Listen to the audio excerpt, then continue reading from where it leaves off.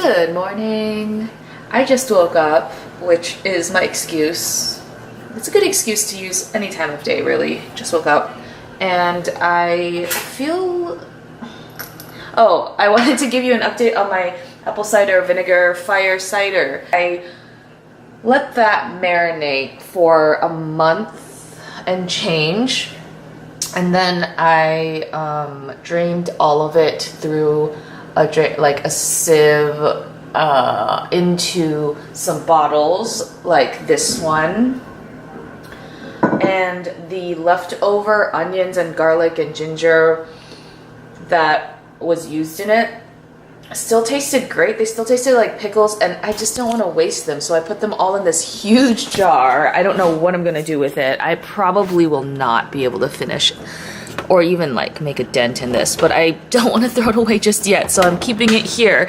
And then I am gonna drink fire cider like this as a shot because that's my favorite way of doing it. You can use it in salad dressings, you can use it in cocktails. For me, it just seems like a shot in the morning is the easiest way to get it down. I have never really seen a huge difference in using pure apple cider vinegar in my routine. Doesn't really make my stomach feel that good, and honestly this doesn't make my stomach feel that good either. Like, it's not supposed to make you acidic, it's supposed to make you alkaline, but it like churns in your stomach, especially when you do it first thing in the morning. But that's when everyone does it. I would not do this. I guess it's how you get the most benefits, by doing it early. So I'm slouching here because I'm too lazy to get my tripod. And this definitely burns, but I kind of like that. It actually distracts me from how acidic and weird it makes my stomach feel. My stomach already feels kind of weird right now. I usually have like half a cup of coffee in the morning, very, very small. You know, I make a whole cup and then I only drink half a cup. But lately, none of that is making my stomach feel very good. But I still feel really energetic. I did a yoga class yesterday that like made me soar in all kinds of new ways, which is pretty rare for me. And I'm going out on a run. So I feel pretty good, despite I get like 7 hours of sleep now. And I haven't gotten sick when everyone around me is, coming down with stuff. So, long story short, shot of this in the morning. I don't know if it worked or not, but I made it, so I might as well have it. So I have enough probably for like at least 3 months if I keep doing this every morning. Cheers.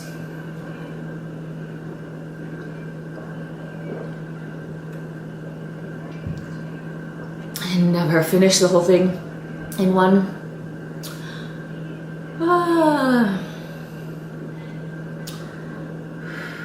I'm having a moment. The good thing is, it's a lot easier than mincing garlic and swallowing it like I used to do. That was brutal too.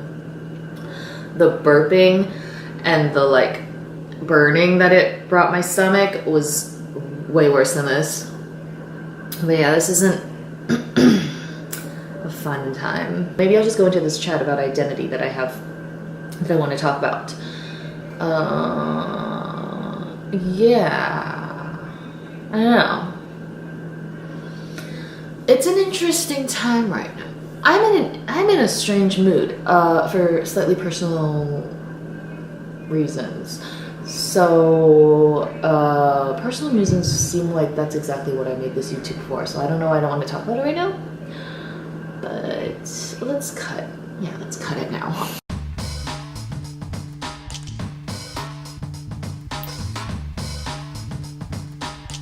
Guys, I wanted to say hello and get into something a little bit different than I usually do, which is a little more philosophical about things that I think about and turn around in my brain all the time, especially in the wee hours of the night and when I first get up in the morning. I was jotting down some notes about this issue of identity and the stories we tell ourselves, the stories we form about who we are, the personas we construct for the outside world to bring us success and get us through like a successful life in society, but also the very internal persona and more of the like fixed core of ourselves that we hold to be true. I think about the fallacies and the fleeting nature of identity and persona all the time, and how it's so much of a construct, just like a Disney story or an archetype, or like, you know, a societal structure that we place on the world, and like a filter that we see everything with, including see ourselves with. But we hear so much about our identity, our interests, what we do in life. Like, I'm a Warriors fan.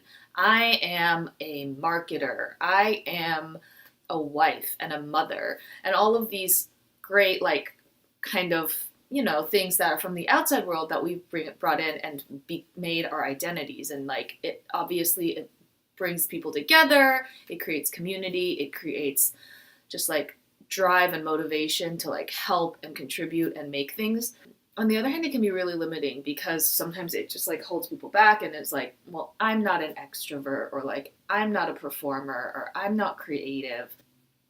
Fears of anything that isn't like life-threatening, like public speaking or rejection or fear of abandonment or fear of moving out of your comfort zone, moving locations, whatever, fear of standing up for yourself, all those things, they are kind of created by the story that you tell yourself. Like, there are negative things we end up believing about ourselves that are carried over from childhood, like long time ago, that made us believe something. And these beliefs that we think are just true, like so true to our core, like rooted in our identity, could be so random and arbitrary. They could be just the result of like parents who didn't really understand you or know better, teachers who like overlooked you, certain experience that ended up scarring you, or just like you couldn't get over because of your personal experience. Just like so many little randomized actions that made you believe something that could be really limiting. Sometimes it's great to dismantle that and totally pretend like no one knows you, you know, you don't know you. There's nothing that you can't do in the next moment that is too out of character. Maybe thinking about it that way will inspire you to live more in the moment and live a little bit with a little less stakes involved, with a little less ego involved, because none of those things really help like your creative process, your self-growth, just like taking risks and trying something new.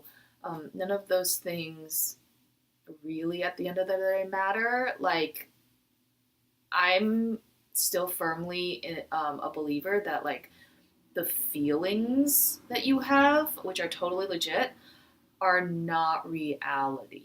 Like, feelings are something I make up to help me make sense of the world, but they have nothing to do with good and bad.